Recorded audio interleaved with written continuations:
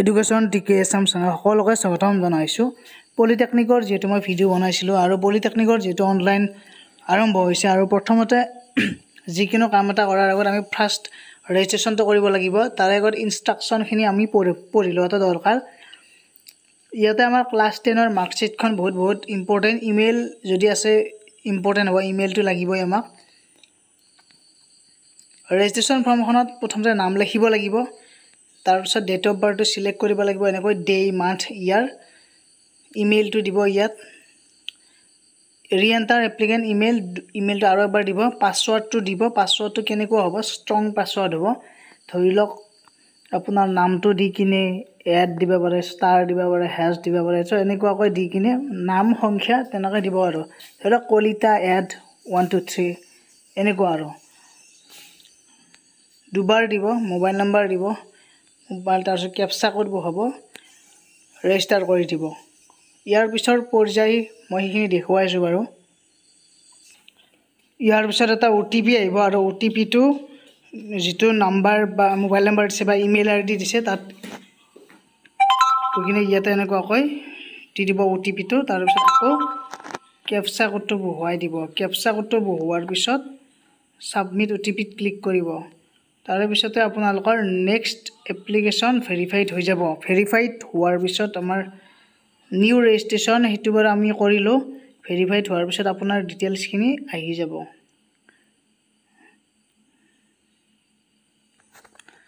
চ' যিহেতু আপোনালোকৰ ভেৰিফাইড হৈ গ'ল, ভেৰিফাই ৰেজিষ্ট্ৰেশ্যন নাম্বাৰো আহি গ'ল, ৰেজিষ্ট্ৰেশ্যন নাম্বাৰটো স্ক্ৰীনশ্বটো লৈ ল'ব পাৰে। তাৰে পিছতে ইয়াতে লগ ইন কৰিব। এতিয়া লগ ইন কৰাৰ পিছত কি আহিব মই দেখুৱাইছোঁ বাৰু। এতিয়া লগ ইন কৰিব লাগিব। লগ ইন কৰিব লাগিলে আমি জানো যে লগ ইন কৰিব লাগিলে আমাৰ যিটো আমাৰ ইমেইল ID আছে সেইটো আৰু পাছৱৰ্ডটো আপুনি যে দিছিল পাছৱৰ্ড সেইটো পোৱা কিনে লগ ইন কৰি দিব। তেতিয়া আপোনালোকৰ এপ্লিকেশ্যন ফৰ্মখন আহি যাব। যিহেতু আমাৰ ৰেজিষ্ট্ৰেশ্যনটো হ'ল, লগ ইনো কৰিলোঁ, এতিয়া আমাৰ কিবা যদি আপডেট কৰিব লগা আছে কৰি ল'ব।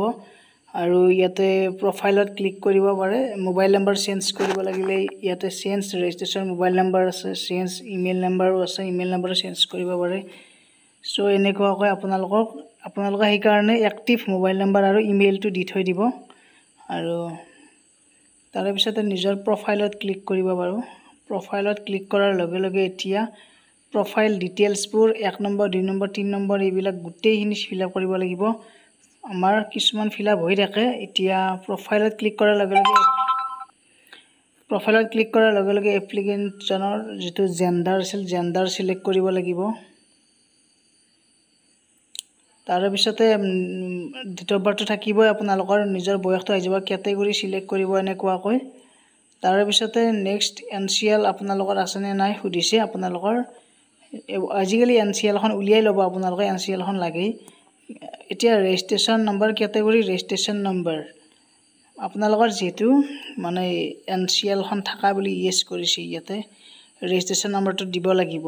ছাবমিশ্যন অফ ভেলিড NCLখন লাগিব আপোনালোকক, কাৰণ নন ক্ৰিমিলেয়াৰ যিখন আছে সেইখন আপোনালোকে DC অফিচত যায়ো বনাব পাৰে বা SDO অফিচত। কিন্তু ইয়াৰ কাৰণে আপোনালোকক প্ৰথম NCL এপ্লাই কৰাৰ আগতে ইনকাম চাৰ্টিফিকেট লাগিব। গতিকে সেইখিনি আপোনালোক গমেই পাব। চ' এনেকুৱাকৈ ইয়াতে ডিটেইলছবোৰ বহাব।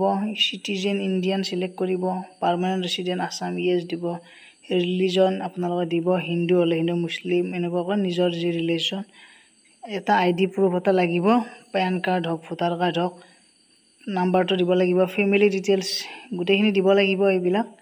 চ' এইখিনি নিজে পাৰিব আপোনালোকৰ। আৰু চেলাৰী আপোনালোকৰ ডেজিগনেশ্যন আপোনালোকৰ ফাদাৰে কি কৰে সেইটো বা মাদাৰে কি কৰে সেইটো দিব লাগিব। চ' এইখিনি ডিটেইলছ বহাব লাগিব। বহোৱাৰ পিছত আপোনালোকৰ নেক্সট কোৱালিফিকেশ্যনখিনি ইয়াতে কিন্তু আপোনালোকৰ ফাদাৰৰ কোৱালিফিকেশ্যন, মাদাৰৰ এইখিনিও সুধিছে। চ' এইখিনি নিজাকৈ দিব। আৰু কম্বাইন ফেমিলি ইনকাম দুইজনে যদি চাকৰি কৰে তেতিয়াহ'লে ইনকামটো দি দিব ইয়াতে। তাৰপিছত আদাৰ কেটেগৰী কোটা দিয়া আছে কিছুমান, যিটো পাৰ্চন উইথ বেঞ্চমাৰ্ক ডিজিবিলিটি এইবিলাক ইয়েছ হ'লে ইয়েছ, ন' হ'লে ন'। গতিকে এইখিনি নিজৰ আৰু বেংক ডিটেইলছখিনি ইয়াতে দিব লাগিব। এড্ৰেছটো দিব লাগিব, নিজৰ এড্ৰেছ। তাৰে পিছত ইয়াতে ক্লিক কৰিব ইয়াত ক্লিক কৰাৰ লগে লগে যদি সেম এড্ৰেছ হয় পাৰ্মানেন্ট এড্ৰেছ আৰু আপোনালোকৰ কোৰেছপন্ডেন্স যদি এড্ৰেছ আছে তেনেহলে গুটেখিনি সেম হৈ যাব ক্লিক কৰাৰ লগে লগে তাৰে সেভ এণ্ড নেক্সট কৰি কিনে আপোনালোকে নেক্সট পেজখন খোল খাব সেইটো কৰিব পাৰিব ইয়াৰ পিছত আধাৰ ডিটেইলছ আহিব ইয়াতে আপোনালোকৰ আধাৰ ডিটেইলছত এনসিসি আছেনে নাই আপোনালোকৰ ৰুৰেলত নে উৰবান এৰিয়াত ট্ৰাইবছ এবিলাক আহিব আপোনালোকৰ সো এইখিনি আপোনালোকে নিজে নিজে জানিবই নিজৰ ডিটেইলছখিনি আপোনালোকৰ বেছিভাগৰ নো হয় আৰু যিসকলৰ আছে সেইখিনি ইয়েস দিলে হ'ল এইখিনি বাৰু আপোনালোকে নিজে জানিব তাৰে পিছত নেক্সট যিখন পেজ আছে তলৰ ফালে মই টানো বাৰু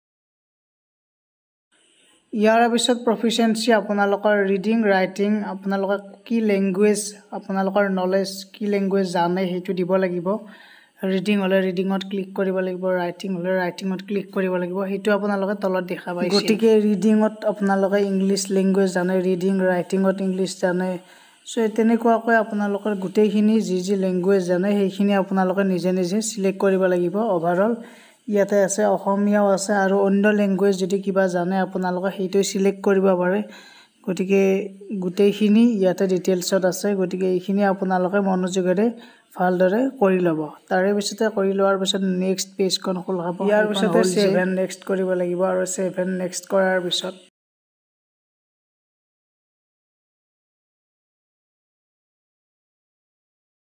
এতিয়া কনফাৰ্ম কৰি কিনে লক কৰিব লাগিব যদি গুটেখিনি শুদ্ধ হৈছে কনফাৰ্ম কৰি লক কৰি দিলে হ'ল আৰু নেক্সট আপোনালোকৰ ইয়াৰ পিছত আমাৰ প্ৰায় কাম ফিনিশড হৈছে ডকুমেন্টখিনি আপলোড কৰিব লাগিব নিজৰ তাতে আহি যাব ফটো আপোনালোকৰ মেট্ৰিকৰ সাৰ্টিফিকেট মাৰ্কশিট এইখিনি আহি যাব আৰু ডকুমেন্টখিনি একেবাৰে ভালদৰে যাতে এডিট কৰি কিনে ভালদৰে স্পষ্টকৈ আপলোড কৰে কাৰণ এই মাৰ্কছৰ পৰা ডিপেন্ড কৰি কিনে আপোনালোকক যেহেতু সিলেক্ট কৰা হ'ব আপোনালোকৰ নেক্সট পৰ্যায়ৰ যিমান বিলাক আছে আৰু আইডেন্টিটি প্ৰুফ আধাৰ কাৰ্ড দিব পাৰে আপোনালোকৰ যি সিলেক্ট কৰিছিল হেতু নিজে নিজে দি দিব গটিকে এইখিনি এটা আপডেট আছিল আৰু নেক্সট আপোনালোকৰ ফাইনাল সাবমিট হ'ব গটিকে আপোনালোকে ডকুমেন্ট আপলোড কৰোতে ভালদৰে কৰিব আৰু নেক্সট আপোনালোকৰ মানে কি আপোনালোকে ট্ৰেড কৰিব বিচাৰে প্ৰিফাৰেন্স দিব লাগিব আপোনালোকৰ কোনখন ইনষ্টিটিউট মিনিমাম ইয়াতে তিনিটা প্ৰিফাৰেন্স দিব লাগিব সেই প্ৰিফাৰেন্স অনুযায়ী আপোনালোকে মানে সেই কেখন কলেজত সিলেক্ট হ'ব গটিকে এইখিনি আছিল ভিডিওৰ এটা আপোনালোকক দেখুৱালো কেনেকৈ কি কৰিব লাগে নেক্সট আপোনালোকক কেনেকৈ কি হ'ব গুটেখিনি ডিটেইলছত কম বাৰু সকলোৱে শেয়াৰ কৰি দিও আৰু সাবস্ক্ৰাইব কৰি বেল আইকনটো প্ৰেছ কৰি ৰাখক ধন্যবাদ থ্যাংক ইউ